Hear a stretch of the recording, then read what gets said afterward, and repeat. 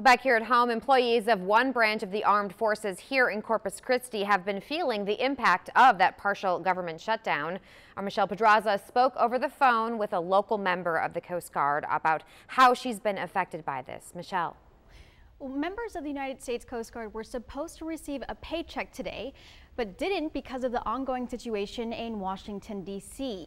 United States Coast Guard is one of the official branches of the military, but because they're considered part of Homeland Security, not the Department of Defense, pay is being withheld until the government shutdown is over. We spoke with Lieutenant Megan DeLayden, whose husband is also a member of the U.S. Coast Guard.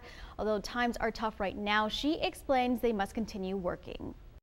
To join the Coast Guard to serve my nation, and I don't really expect anything in return, except for it's nice to have that kind of means of being able to live and pay the groceries and take care of family. So while we're called to serve, and no matter what, no matter how long this lasts, we're going to continue guarding our seas and our coasts and keeping people out at sea safe. We hope that there's some sort of resolution soon, because it definitely causes some stress on our folks.